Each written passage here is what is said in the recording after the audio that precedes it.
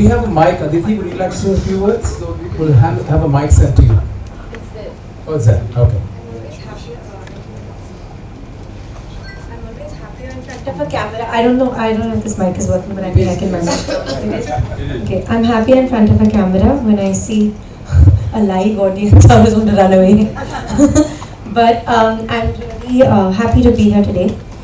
I have to give you a little bit of a flashback since I'm a film girl, which is that, I'm really lucky. I grew up with this incredible grandmother and mother and this lovely family who obviously did really amazing things, because of whom I inherited amazing relationships. And as a little girl, I would go to Hyderabad for my summer holidays, and Mishka and all were in a bigger class and doing serious things, well, not quite, also talking about boys a lot. And it was very exciting for me. So I always wanted to hang with them, and I wanted to hang in Bubuni Masi's house, because Bubuni Masi gave me lovely, yummy khana, a lot of love, told me lots of stories, and there were lots and lots of dogs and cats in that house. And a lot of the stories in Joy Mamu's book, I also inherited Joy Mamu, thanks to these lovely people. So I inherited a Mamu.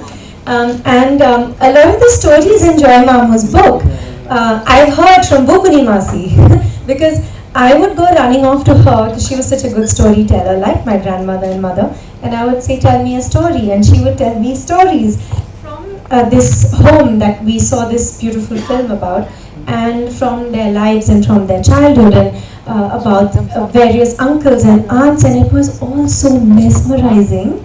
And I have repeated those stories too. I don't know if the details of those stories are correct, but now I can correct them because I have this book. And I have to say that I enjoyed reading it so much. I read a little bit today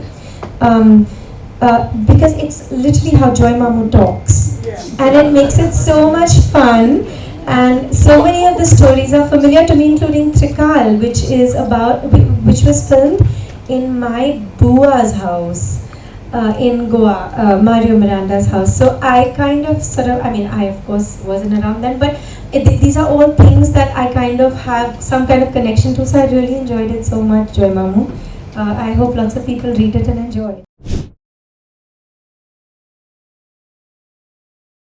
Earlier when we used to open the Times of India, we would read R.K. Lakshman. So now when we open Facebook, we read Joy.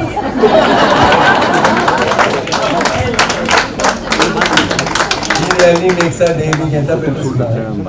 And a lot of us need that because life is relentless. So we need to smile. Thank you.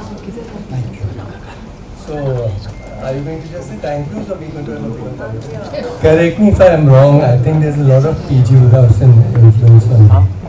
Yes, right? There is some. And what else do you read?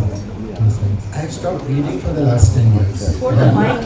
I said I've stopped reading for the last 10 years. So all my memories of actually childhood reading. I'm growing up on Enid Blyton, Agatha Christie. Nothing ever very serious. I've never read. I worked my way through one Russian novel and I vowed I'd never read another. My father was mad about Russia and Russians, so I felt duty bound to make an effort.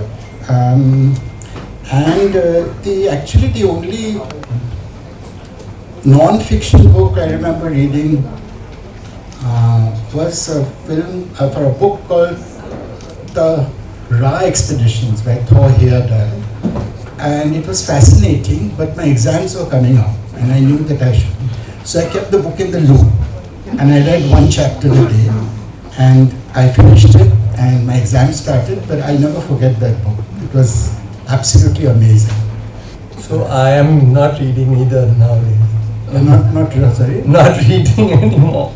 So unless you read, you can't write. I read my own posts, yes, and I check how many likes there are. And I have to confess, I hardly ever read anyone else's posts. So I'm very offended most of the time. But I've written it on Facebook. I said, oh yeah, too embarrassing. So I told you I'm not reading anymore, and unless you read, you can't write, but I've been managing quite well. And the other thing is, writers should be read, not seen or heard. Oh my goodness, should I go up the stage? No, I'm दिल के टुकड़े हुए हजार, कोई यहाँ गिरा, कोई वहाँ गिरा. So I feel that way about your writing, you know. I feel as if you split yourself in these different essays, vignettes, whatever you like to call them. Split. Yes, like if I put them all together, I'll get to know who Joy is. Would anyone take so much trouble? Anyone out here who's taking the trouble to know Joy? Thank Only you. 4 acts, come on. See, when I read you, I feel you reduce stars to ordinary mortals and ordinary mortals into stars. Well said. That's not intentional. I don't want to bring down people, but you know, I think being my father's son, we had Dilip Kumar coming to the house, you know, and he was Yusuf uncle. So I never had an awe about stars, and that's not taken very kindly, because the stars themselves expect, you know, sort of whatever. I don't do it. Whereas an ordinary mortal, if he has something I respect, I'm happy to touch his or her feet. You know? So it's not that. It's not intentional. Just the way I am, basically. So P.G. Uddhav said he came to my house with an army of one. P.G. Woodhouse came to a house? No, he said this in his book. He came to my house with an army of one. Okay. So I've seen you have also been an army of one. You've done a lot of things for this book. On my own. Oh my God. This book is an exercise in how not to do it. I mean, like, at the end of it all, you know, this should be a great joy, but I'm so exhausted. Like, I'm so relieved that finally it's over. Like, you know, everybody's here. Thank you so much. I don't know how to thank all of you. But yeah, I mean, it's a sense of relief. There's no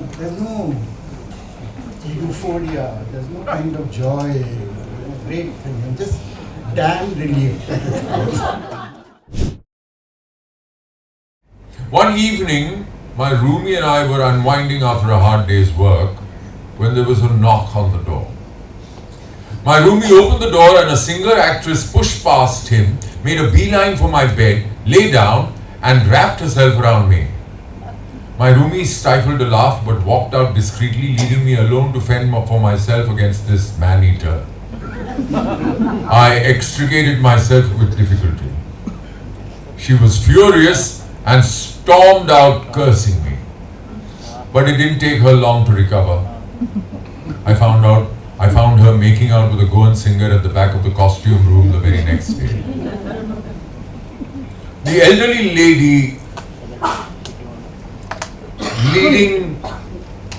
leading lady's poet husband arrived to visit soon after. God bless his soul, he was a good friend of mine.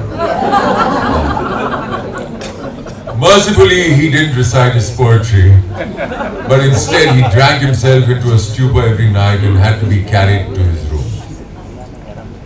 His wife would burst into tears at the sight, and we would be terribly embarrassed but pretend not to notice and beat a hasty retreat. We all heaved a collective sigh of relief when he left. During this time, Lata Mangeshkar paid a visit to the office. My boss, whose voice resembled the croak of a frog with a sore throat, ordered me to touch Lataji's feet when he introduced me to her. I wondered if I should tell him that I was already very well acquainted with Lataji, then thought the better of it. I didn't want to hear more croaks than necessary. So I touched Lataji's feet as bidden, and then I got stuck in a loop because I had to touch her feet every time we met after that. Suppose she thought me disrespectful if I didn't touch her feet. I tried the same strategy with an equally famous sister, but it backfired badly. She told me in sugary tones that fat people find it difficult to bend, so I shouldn't bother.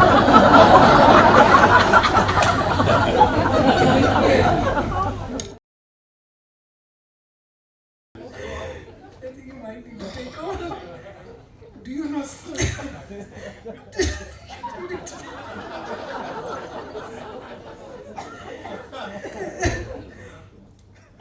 Do you know samovar?